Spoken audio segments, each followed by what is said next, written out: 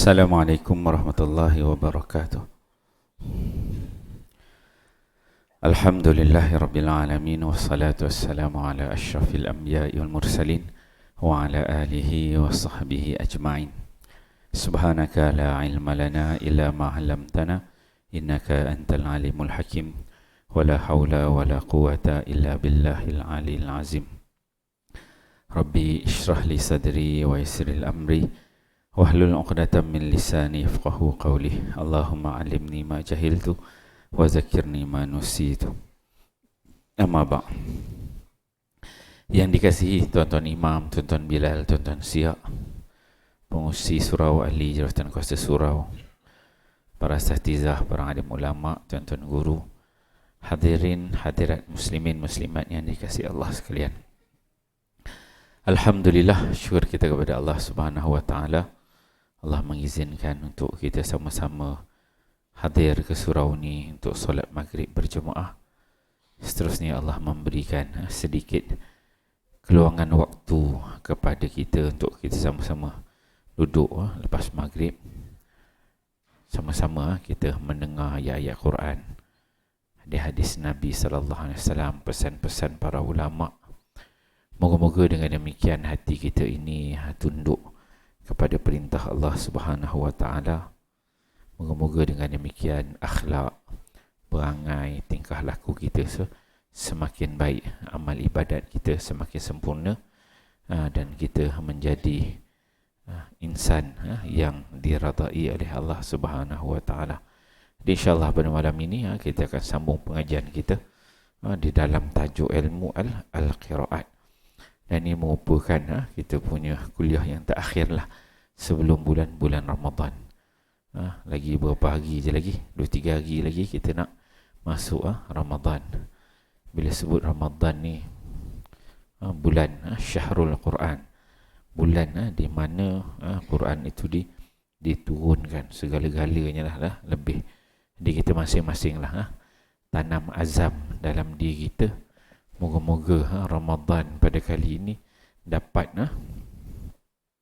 kita buat sedikit turning point lah, menjadikan Ramadan pada kali ini sebagai turning point untuk kita jadilah lebih baik kan. Kadang-kadang kita ni nak berubah, niat dalam hati tu untuk jadi baik, tapi tak tahu bila nak berubah. Cerita baik, cerita Nabi, cerita para sahabat, cerita orang soleh gitu gini, cerita banyak macam-macam cerita dah kita dengar. Yang tu gini, yang ni ujian gini-gini. Yang kitanya macam mana? Tu kan. Yang kitanya bila berubah, kitanya tak berubah. Cerita orang lebih gini, oh ini hebat gini, ini hebat gini, cerita masya-Allah. Masya-Allah, la haula wala quwwata illa billah. Dengar cerita tu. Ni balik, kita balik pada masjid surau, macam tu juga kan. Kitanya tak berubah kan. Dengar macam-macam lah kan. Jadi bila datangnya Ramadan ni bolehlah sebagai satu turning point lah, tempat yang baik untuk kita buat perubahan dalam diri kita. Sama ada sudut amalan, sama ada sudut tingkah laku, akhlak. Sebab bila Ramadan ni dia satu sebulan, bukan sehari, satu madrasah yang Allah Subhanahu wa taala taklifkan kepada kita. Kita nak ubah, contohlah dulu kita tak biasa baca Quran. Bila Ramadan confirm lah kita akan ada tadarus kan. Yang kat masjid, yang kat surau tu confirm dah ada. Cuba kita plan satu benda yang baru. Contohlah kat rumah sebelum tidur malam kan, duduk dengan anak, duduk dengan isteri kan, sekali baca seorang satu muka tiap-tiap hari sebelum tidur. Contoh. Ataupun sebelum tidur malam duduk buka kitab Riyadhus Salihin ke apa-apa terjemahan, baca 1-2 hadis, jadikan amalan start Ramadan. Kita jadikan Ramadan ni sebagai satu turning point lah untuk kita ubah ke arah lebih baik. Dia tak perlu untuk kita berubah benda yang nak jadi amalan ni, dia tak boleh benda besar-besar sangat, kita tak mampu buat. Kita ni jenis lemah kan. Jadi kita kena buat benda kecil je, kecil, simple, dan kita boleh maintain. Maksudnya habis Ramadan, lepas Syawal tu kita boleh teruskan lagi kan. Ikut kemampuan masing-masing lah. Yang penting ada ada sesuatu yang boleh kita rubah. Maksud turning point tu. Jadi Ramadan tu dia akan jadi satu tempat untuk kita mengubah diri kita daripada setahun ke setahun, setahun ke setahun. Jadi amalan kita semakin bertambah kan. Sama ada solatnya ke qiyamnya kan. Sama ada solat duhanya, solat sunat qabliyah ba'diyah, solat sunat rawatib. Jadikan Ramadan tu sebagai turning point dan kita mintalah bantuan Allah Subhanahu Wa Taala, moga Allah memberikan kita sama-sama kekuatan ya. Jadi okey ya, untuk malam ni kita sambung pengajian qiraat kita. Seperti biasa kita kena ingat balik ilmu qiraat ni. Jangan lupa balik ilmu qiraat. Dia ilmu qiraat ni ilmu bacaan Al-Quran. Apabila disebutkan ilmu qiraat, qiraat ini biasanya dia akan merujuk kepada ada yang disebut sebagai qiraat 10 yang besar, ada disebut sebagai 10 yang kecil kan. Ingat balik orang kata qiraat 10 tu kan, ada qiraat 7, ada yang besar, ada yang kecil. Kalau yang kecil ni, qiraat ini bila sebut qiraat ni dia ada 7, ada 10. Kalau 10 yang besar maksudnya dia merujuk kepada tariq yang namanya tariq tayyibah.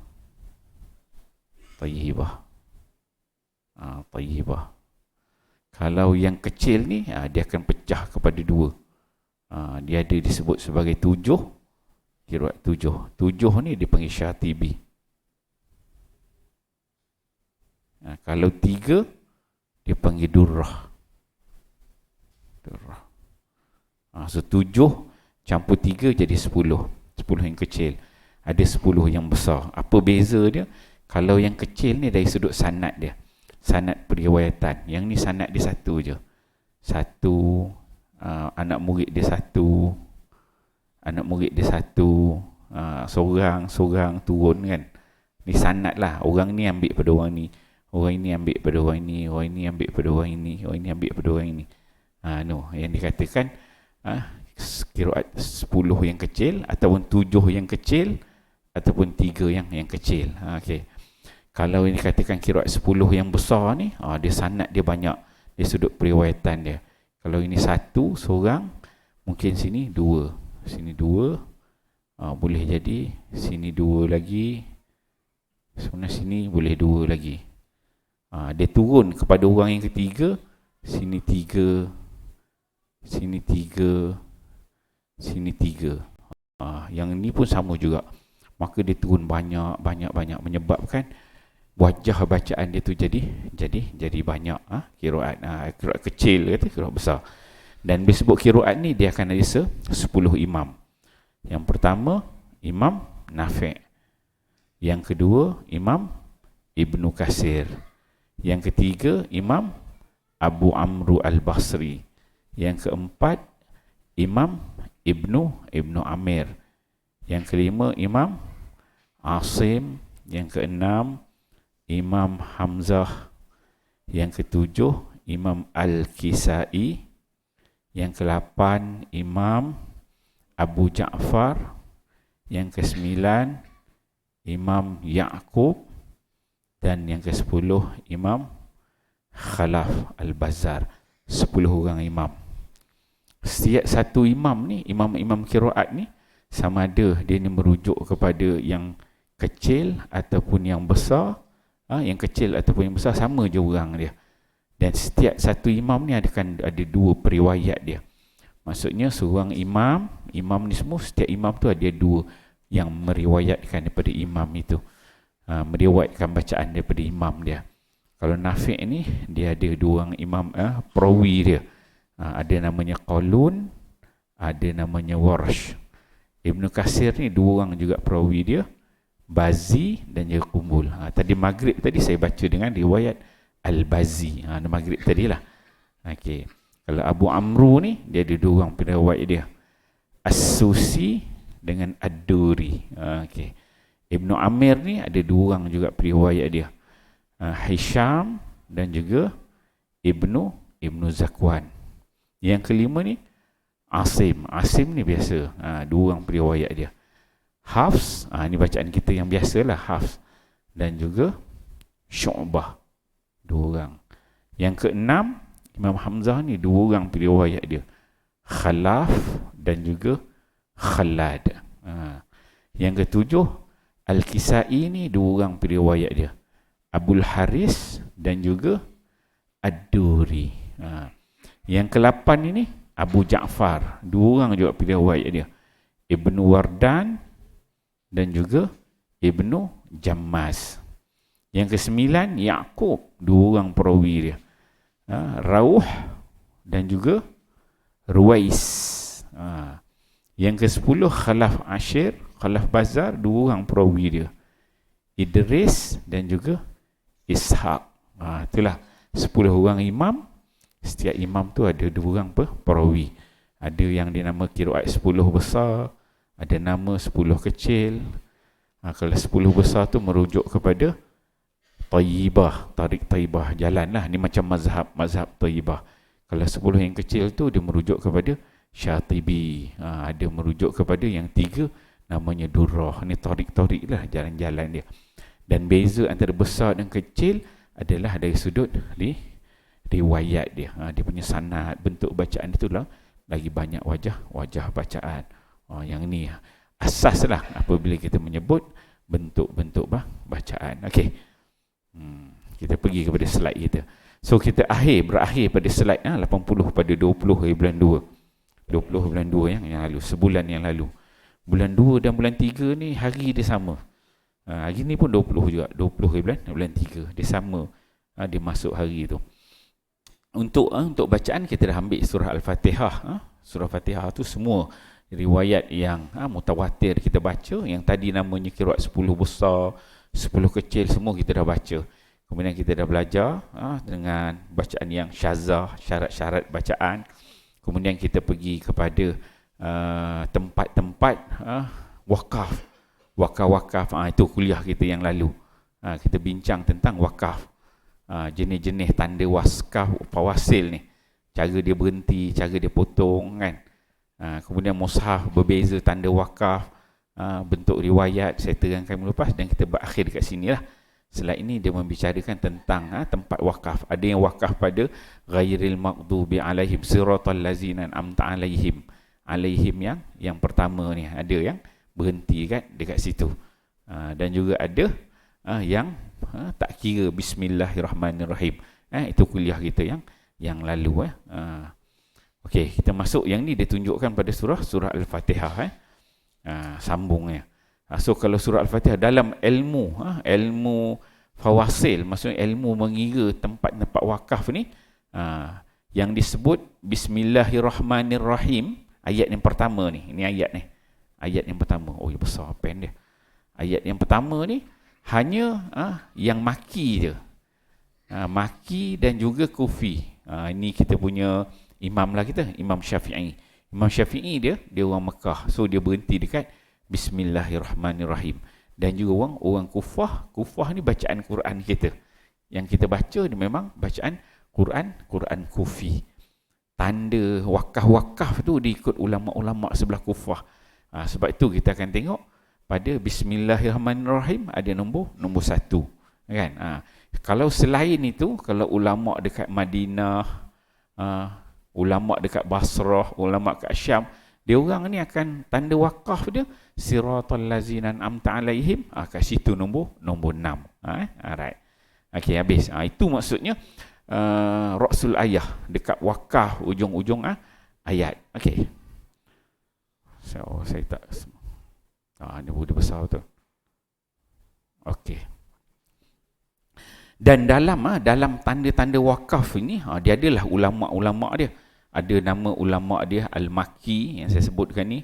Ada namanya Madani, orang Madinah. Maksudnya bila berkembangnya ilmu qiraat, ilmu bacaan-bacaan Quran, yang ada ulama setiap negara Islam, semua disiplin ilmu yang berkaitan dengan bacaan Quran ini, dia ada ulama-ulama dia. Macam ni kita bahaskan, maksudnya ulama dari sudut nak letak tanda-tanda wakaf. Kalau yang qiraat itu baca wajah-wajah bacaan kan, itu jenis baca. Tetapi dari sudut nak letak tanda-tanda wakaf pun ada juga ulama-ulama dia. Ada nama dia ulama Maki ni, ulama-ulama Mekah. Mekah ni imam yang kedua, Imam Ibnu Kathir. Tu orang Mekah. Kalau Madinah ni imam yang pertama, Imam Nafi'. Ini imam yang kedua, Ibnu Kathir. Kalau Madani ni Madinah ni dialah Imam Nafi', imam yang pertama, dan juga imam yang ke-8 Abu Ja'far Madinah. Kalau Syam Asyami, orang Syam ni Imam Ibnu Amir.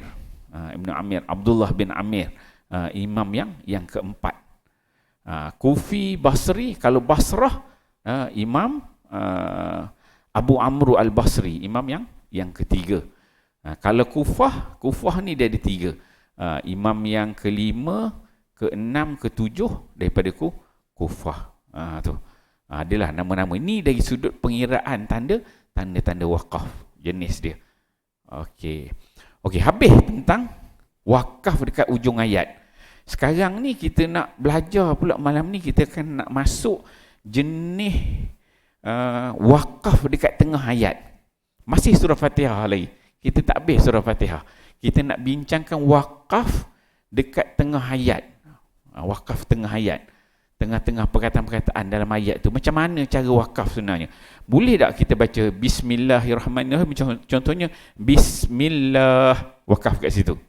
Bismillahirrahman. Boleh berhenti tak? Alhamdulillah Rabbil Alamin. Ataupun Alhamdulillahirab. Boleh tak? Kan? Ni. Ada satu disiplin ilmu pula lagi. Ulama' dia bincang. Tadi namanya ilmu fawasil. Wakaf yang bulat ujung ayat tu kan. Itu fawasil. Yang ni kita bincang tentang wakaf dekat tengah-tengah ayat ni. Kat sini satu. Dia jadi satu juga disiplin ilmu. Satu disiplin ilmu nak bahaskan kat mana kita nak wakaf. Adakah Nabi boleh berhenti wakaf kat situ ataupun tak ada, ataupun siapa sebenarnya wakaf dekat situ. Maka jenis, kalau tadi yang wakaf yang dekat ujung ayat ni macam ni kan. Okey, saya ambil contoh ni. Ini masaf kita yang biasalah. Kalau yang jenis wakaf sini, ini 1, 2, 3, 4, 5, 6, 7 ni, wakaf-wakaf jenis macam ini dekat ujung ayat, yang ni wakaf yang memang ada sanad sampai kepada Nabi SAW. Salah satu, dia ada berapa aspek kita sebut. Memang ada sanad sampai kepada Nabi SAW. Jadi dia jadi satu disiplin ilmu. Ulama' dia kira dengan jari. Tapi sekarang ni yang kita nak bincang ni jenis wakaf satu-satu perkataan. Nafas tak cukup, macam mana bentuk ni. Okey, kita tengok surah Fatihah. Bila lahirnya ulama' qiraat, ulama' wakaf-wakaf ni, dia buat pula satu kitab bincangkan macam mana kalau orang ni dia berhenti pada setiap satu-satu perkataan. Lahir ulama'-ulama' yang melihat dari sudut apa dia tengok? Dari sudut bahasa Arab dia, nahu dia, dari sudut makna dia, adakah tergantung ataupun jelas, boleh ataupun tidak boleh. Kita tengok salah satu karya yang orang rujuk sampai hari ini dalam bidang ilmu wakaf dan juga ibtidak, macam mana nak berhenti, nak mula ayat balik, ialah satu kitab namanya Ilal Al-Wuquf. Ilal Al-Wuquf. Ilal Al-Wuquf. Nama kitab lah, kitab Arab. Karya ulama' dia, nama dia Sajawandi. Jadi saya terlibat dengan KDN untuk Malaysia lah. Kita nak tanda pada Quran KDN tu, nak letak tanda-tanda wakaf tu. Jadi antara yang kita rujuknya ialah Sajawandi ni, Ilal Al-Wuquf. Orang pakai, bila sebut Sajawandi tu orang macam okey. Kalau tuan-tuan tengok, kalau dekat Turki, dia ulama' ni banyak tentang wakaf ibtidak. Tadi kita sebut ulama' qiraat kan. Ini ulama' wakaf ibtidak. Kalau dekat Turki, Mashaf Turki, negara Turki, Mashaf dia start pada Fatihah sampai surah An-Nas. Dia ambil tanda wakaf tu semua berdasarkan Sajawandi. Ilal Wuquf. Maksud dia guna satu ulama' aja. Kalau macam kita kat Malaysia ni, tanda-tanda wakaf tengah ada sili, ada qili, ada mim, ada jim, ada titik 3 kan. Yang kita guna yang mana? Kan? Kita Malaysia ni, kiblat kita, mashafnya ialah mashaf Madinah. Mujamma' Malik Fahad. Okey. Kemudian kita juga merujuk kepada kitab-kitab wakaf ibtidak yang cukup banyak. Antaranya inilah Ilal al-Wuquf. Jadi kita tengok sikit sampel. Contoh dia kata dekat sini. Dia kata dekat sini. Macam Bismillahirrahmanirrahim tu ayat yang pertama. Kemudian dia tulis dekat sini Al-Alamin. Bismillahirrahmanirrahim. Alhamdulillahirabbil alamin. Ar-Rahmanirrahim. Ini kalau dalam kitab Ilalul Wuquf itu biasa orang akan sebut surah Fatihah ni tempat wakaf dia yang sempurna ada berapa? Dia ada 3. Kalau dalam kitab Ilalul Wuquf ni kata Al-Alamin, Alhamdulillahirabbil alamin, dia letak lam alif. Tuan-tuan perasan tak dia ada lam alif? Kadang-kadang atas, bukan Malaysia lah, kalau macam Quran yang lama-lama dulu, atas tanda wakaf tu dia letak lam alif. Itu kan, tanda lam alif, tanda yang berhenti. Itu dia ikut, ada kaedah-kaedah yang dia pakai. Al-Alamin ni ada lam alif, maksudnya dari sudut makna dia tak sempurna. Bismillahirrahmanirrahim, sini boleh wakaf. Satu. Alhamdulillahirabbil alamin, dia sambung sebab cerita dia sambung. Alhamdulillahirabbil alamin, segala puji bagi Allah Tuhan semesta alam. Ar-Rahmanirrahim tu, yang Maha Pengasih, Maha Penyayang tu, dia masih cerita tentang ayat yang kedua. Sifat Allah Ar-Rahmanirrahim. Situ. Ar-Rahmanirrahim. Ar-Rahmanirrahim tu juga tengok yang kedua ni. Dia letak lam alif juga. Ini ayat yang ketiga. Ar-Rahmanirrahim ni ayat yang ketiga. Kemudian sampai ke Ar-Rahmanirrahim Malik Yaumiddin. Bila sampai Malik Yaumiddin ni baru dia sempurna makna dia. Kat sini ada letak huruf ta. Ta ni maksud dia apa? Maksud dia mutlak. Jadi kalau dari sudut makna, surah Al-Fatihah tu wakaf yang paling cantik dekat Malik Yaumiddin. Malik Yaumiddin tu baru cantik, dia sempurna. Kalau ayat yang kedua, Alhamdulillahirabbil alamin, dia berkait dengan Ar-Rahmanirrahim. Ar-Rahmanirrahim berkait juga Malik Yaumiddin. So ayat 2, 3, 4 tu dia berkait. Sampai ayat yang keempat baru dia berhenti betul. Baru habis cerita tentang Allah dan sifat-sifat Allah. Jadi kalau kita nak baca sambung, contoh kita nak baca sambung kan, Bismillahirrahmanirrahim, berhenti, kita boleh baca sambung. Paling cantik dia berhenti dekat Malik Yaumiddin. Alhamdulillahirabbil alamin arrahmanirrahim maliki yaumiddin. Okey. Kalau kita berhenti situ dia cantik. Sempurna makna dia. Makna dia sempurna. Dia punya ikatan antara ayat yang sebelum dan selepas dia ada pemisah yang jelas. Situ. Disebut sebagai wakaf mutlak dekat situ. Di sisi Sajawandi. Maksud ulama dia tu banyak. Sajawandi kat situ nama dia wakaf mutlak. Habis cerita tentang tu. Kemudian dia terus iyyaka na'budu wa iyyaka nasta'in. Ayat yang kelima ni juga dia stand alone. Dia surah Fatihah ni dia bahagikan kepada 3 wakaf saja yang penting. Wakaf disebut sebagai wakaf mutlak. Ihdinas siratal mustaqim. Iyyaka na'budu wa iyyaka nasta'in. Nasta'in ni dia sempurna masuk dia. Maksudnya dia sudut penyembahan. Iyyaka na'budu wa iyyaka nasta'in. Kepada engkau ya Allah kami menyembah dan kepada engkau kami mohon pertolongan. Jadi makna dia sempurna dekat nasta'in. Itu yang kedua. Yang pertama tadi dekat ayat 4. Yang kedua nasta'in. Kemudian itu teruslah. Dia terus siratal ladzina an'amta alaihim ghairil maghdubi alaihim waladdallin. Habis terus sampai ujung tu yang ketiga. Ihdinas siratal mustaqim. Ihdinas siratal mustaqim tu yang keenam ni dia buat lam alif. Yang keenam jangan dia terus sambung sampai yang ketujuh. Ini an'amta alaihim yang pertama. Dia kata yang pertama ni jangan berhenti. Tak boleh berhenti juga. Maka dia berhenti pada ghairil maghdubi alaihim waladdallin. Amin. Waladdallin. Jadi 3 tempat dia yang besar. Ayat yang keempat, ayat yang kelima dan juga ayat yang ke-7. Dia maksudnya wakaf yang paling sempurna. Jadi dia bahagikan Fatihah tu pada 3 tempat. Itu satu kerangka. Maksudnya ulama yang namanya Sajawandi dalam Ilal al-wuquf. Dia bahagikan gitu. Dia ada lagi banyak ulama-ulama yang lain. Ada Al-Ambari, An-Nuhas, Ad-Dani, Al-Ashmuni. Ashmuni, lepas ni kita akan tengok Al-Ashmuni, Al-Ambari, Ad-Dani, macam-macam lah ulama yang lain-lain. Okey, kita tengok yang ni pula. Ini antara yang kedua. Tadi Sajawandi dengan Ilal Wuquf. Yang kedua ni Al-Ashmuni. Al-Ashmuni nama lah, nama ulama. Nama dia Al-Ashmuni. Kitab dia namanya Manar Al-Huda.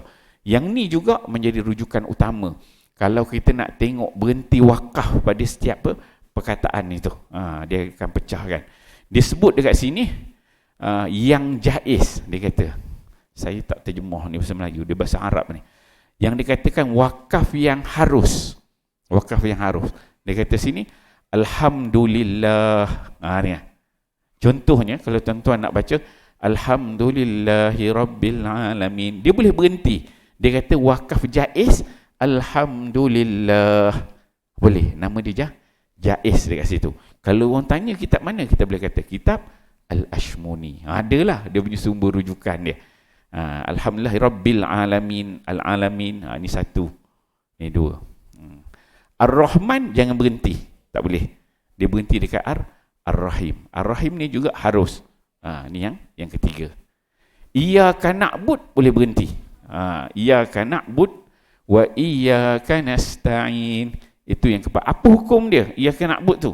Wakaf dia jaiz. Jaiz maksud dia harus. Iyyaka na'budu wa iyyaka nasta'in. Ihdinas siratal mustaqim.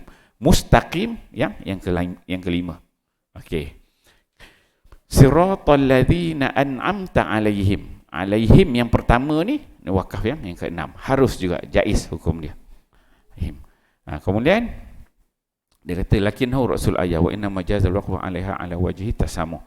Wala yang bagi waqfu 'ala al-akhir sawa'an nasbul ghairil. Alaihim ni dia ada dua. Alaihim yang pertama dengan alaihim yang kedua.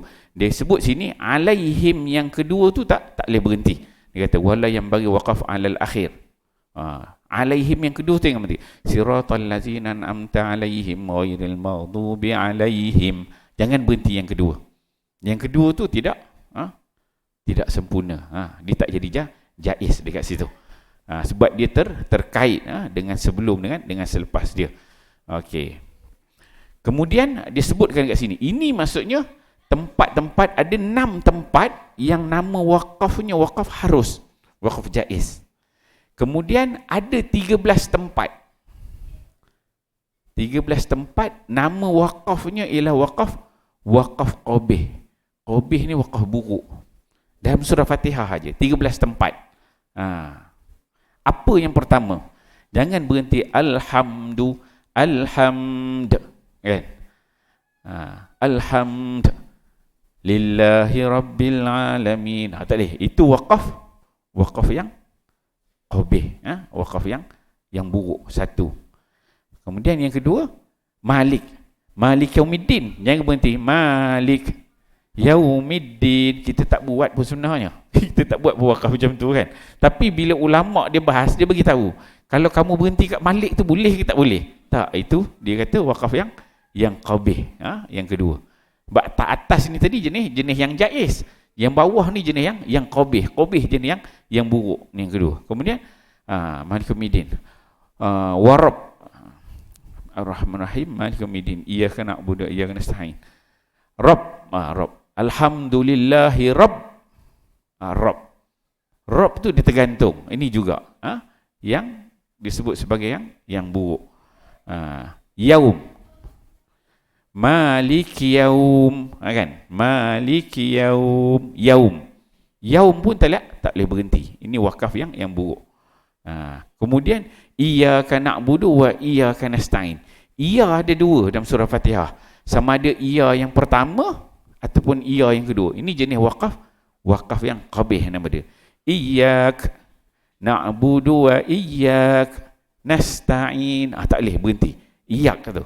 Iyyaka tu tak boleh berhenti. Ni yang kelima dan juga keenam sebab dia ada dua tempat.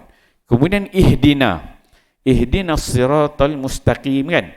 Kita tak boleh berhenti ihdina as-siratal mustaqim kan.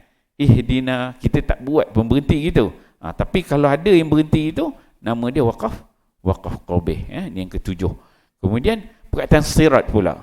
Ihdinas sirat al-mustaqim. Situ juga tak boleh juga. Ini yang ke-8. Kemudian ayat yang ujung tu siratal lazi, ayat yang ketujuh, ada sirat kan situ, sirat yang kedua. Itu pun tak boleh berhenti. Sirat allazina an'amta alaihim, tak boleh. Ini yang ke-9. Sirat allazi, kan dia lepas satu perkataan. Allazi ni yang ke-10. Kita tak boleh berhenti. Siratal lazin an'amta alaihim. Tak boleh. Itu wakaf yang qabih nama dia. Kemudian perkataan ghairi. Siratal lazina an'amta alaihim. Kita biasa ghairil maghdu kan. Kita nak berhenti pula. Siratal lazina an'amta alaihim ghair. Kita tak buat pun wakaf macam tu kan. Tapi situ dia jadi wakaf yang qabih. 11. Kemudian yang ke-12 al-maghdub. Siratal ladzina an'amta 'alaihim ghairil maghdub. Kan? Maghdub ni pun tak boleh. Maghdub ghairil maghdubi 'alaihim. Alaihim ni yang ke-13. Alaihim yang kedua. Alaihim yang pertama boleh. Alaihim yang kedua. Itu disebut sebagai wakaf qabih. Jadi dalam surah Fatihah ada 13 tempat wakaf, nama dia wakaf qabih. Qabih ni masuk wakaf yang buruk. Tak boleh kita berhenti situ. Ada yang jaiz tadi. Jaiz ni ada 6. So kita tahu setiap per huruf, per perkataan yang diletak tanda wakaf. Berdasarkan kepada kitab Manar al-Huda. Ini biasa orang rujuk ni. Kitab-kitab utama dalam membahaskan tentang wakaf dan juga ibtidak. Macam mana nak wakaf lah. Okey. Ulama ni, dalam ulama kita belajar ilmu wakaf ibtidak ni, dia ada wakaf. Kalau kita nak cari kitab yang ibtidak ni bergantung pada makna. Dia ada yang boleh ibtidak terus, mula selepas perkataan, ada yang kena tarik sikit beberapa perkataan sebelum dia, bergantung pada tempat.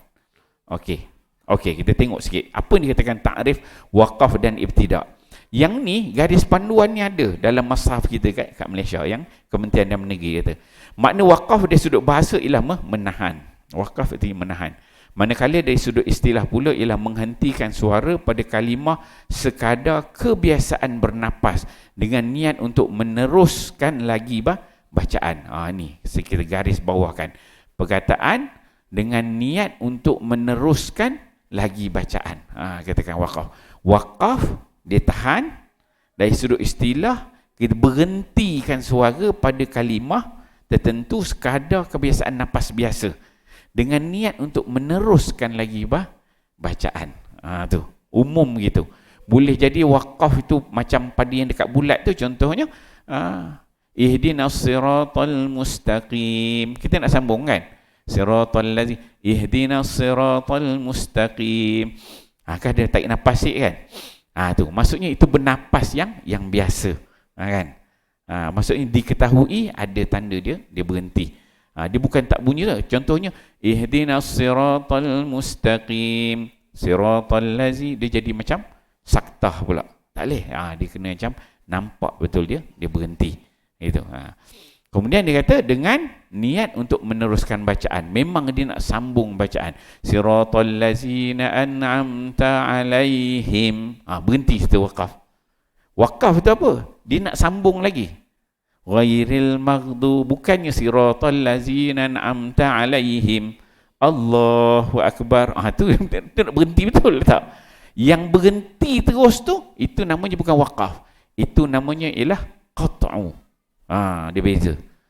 Qaf, ta, ain. Qat'un.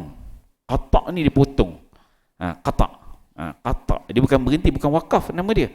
Nama dia qata'. Bila kita baca Quran sampai waladdallin kan. Yang tu qata' nama dia. Dia memang berhenti habis surah. Tak nak baca lagi dah kan. Itu nama dia qata', bukan wakaf. Sebab dia untuk berhenti dari membaca. Kalau wakaf dengan niat untuk meneruskan bacaan lagi. Itu beza sikit. Kadang-kadang kita ni Kira semua sekali kita belasah rata sama, semua kira wakaf kan? Tak, dia ada beza. Wakaf dia nak sambung lagi, tapi berhenti terus nama dia qata'. Qata' dia ada. Mana ibtidak pula dari sudut bahasa ialah memulakan azan. Ya. Okey, kita bagi laluan azan.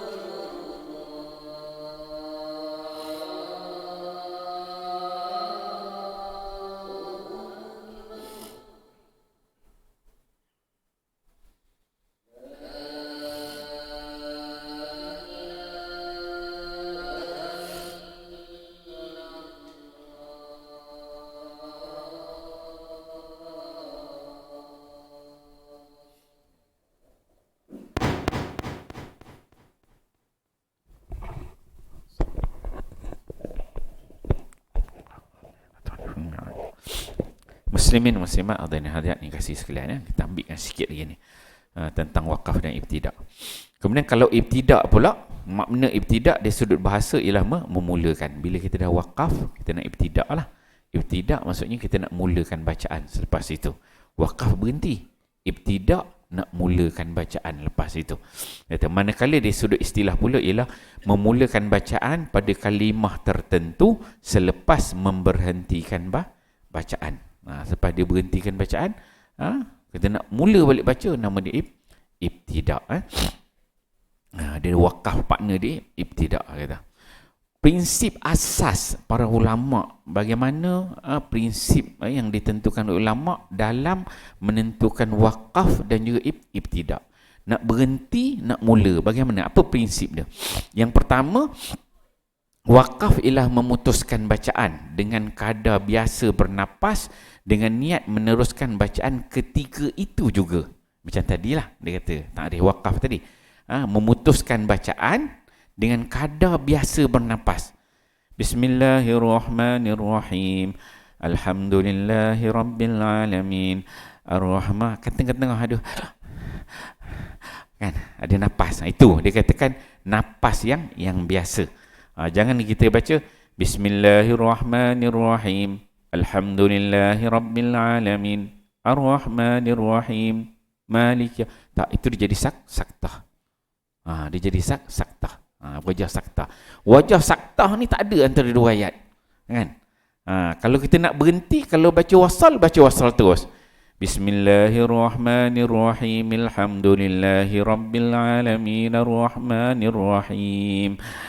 Tarik sikit kan? Baru betul dari sudut bacaan. Sama ada kita baca jadi imam, baca kuat ke, ataupun kita baca slow. Biasanya solat zuhur lah, zuhur asar kita baca slow kan. Kalau imam, kalau makmum kita baca slow. Jadi bacaan kita tu pastikan betul. Kalau kita nak baca ni untuk kesempurnaan bacaan lah, kita nak solat kan. Kalau kita nak baca, katakan kita nak laju, baca sambung terus. Bismillahirrahmanirrahim. Alhamdulillahirabbil alamin. Ar-Rahmanirrahim. Maliki yaumiddin. Kan? Tapi kalau kita rasa nak baca pelan, slow, relax. Bismillahirrahmanirrahim. Alhamdulillahirabbil alamin. Ar-Rahmanirrahim. Maliki yaumiddin. Dia ada tengah tu, dia ada napas yang biasa. Bukan wajib napas lah tu. Bernapas tu bukan wajib. Tak. Ini bila ulama dia letakkan kadar, dia kata kadar biasa bernapas. Maksudnya sengkang waktu itu kadar biasa bernapas kan. Yang mana boleh difahami oleh orang yang dengar, dia berhenti kan. Maksudnya mudahnya dia bernapas yang biasa. Itu takrif dan kitab-kitab Arab disebut gitu. Satu, itu prinsip yang pertama. Yang kedua, kalau ibtidak ialah memulakan bacaan selepas berhenti seketika. Itu macam tadi dia masukkan. Yang ketiga, asal bacaan Quran adalah secara bersambung dan wakaf berlaku dengan sebab tertentu. Dia bacaan Quran ni dalam kitab, dalam bait-bait syair, ulama-ulama yang membahaskan tentang ilmu bacaan Quran ini, asal bacaan Quran ini adalah secara bersambung, disambung. Bismillahirrahmanirrahim. Alhamdulillahirabbil alamin. Ar-Rahman. Sebab tulisan tu dia boleh sambung. Asal dia bersambung, dia kata. Kemudian wakaf berlaku dengan sebab tertentu. Berhenti itu dengan ada sebab dia berhenti. Sebab apa dia berhenti? Sebab satu, memang Nabi berhenti, maka dia jadi wakaf yang bulat tu kan. Kemudian kalau tengah ayat dia berhenti, dia letak mim kecil. Nanti kita akan bahaskan mim. Kalau mim kecil tu wakaf lazim. Sebab dia berhenti, sebab situ ada sempurna makna. Maknanya, potongannya, bahasa semua sempurna, letak wakaf lazim. Kadang dia letak qili. Qili tu wakaf aula. Maksudnya dia letak qaf lam ya kan. Maksudnya wakaf yang sempurna. Kalau sili pula wasal aula. Wasal lagi sempurna. Jadi ada tanda-tanda itu. Itu yang kedua. Yang ketiga, ini yang ketiga C tadi. Yang keempat, seseorang tidak akan memahami makna wakaf dengan sempurna melainkan dengan mempelajari ilmu wakaf dan juga ibtidak. Prinsip yang keempat. Maksudnya kita ni tidak akan memahami bagaimana cara untuk wakaf dengan sempurna melainkan kita mempelajari dia ada satu disiplin ilmu yang namanya wakaf dan ibtidak. Contoh tadi saya bawa tadi. Inilah contoh dia. Yang ni, ini contoh nak belajar ilmu wakaf ibtidak. Boleh tak kata ke maghdub nak berhenti kan? Kena belajar benda ni baru kita tahu ilmu, disiplin ilmu wakaf ibtidak. Kan? Dekat sini ada ulama kitab-kitab bincang wakaf ibtidak dia. Okey. Itu yang keempat. Yang kelima, ilmu wakaf dan ibtidak berkait rapat dengan ilmu tafsir. Dia wakaf ibtidak ni sebab dia bukan daripada Nabi yang di tengah-tengah ayat berhenti tu, maka dia sangat bergantung kepada ilmu tafsir, pentafsiran, ilmu qiraat, bergantung wajah-wajah qiraat, ilmu bahasa dari sudut bahasa Arab, makna dia sempurna ke tidak ke, kemudian juga bergantung kepada yang berkaitan dengan ilmu syariah tentang hukum hakam. Dia sangat terkait sebab dia sangat bergantung pada makna. Itu yang yang kelima. Contoh kan yang saya beri contoh, fawailul lil musallin kan, fawailul lil musallin tu dia ada tanda wakaf kan. Tetapi fawailul lil musallin makna dia seolah tergantung kan, sedangkan ada tanda wakaf situ. Macam mana boleh ada tanda wakaf pada fawailul lil musallin sedangkan makna dia tergantung?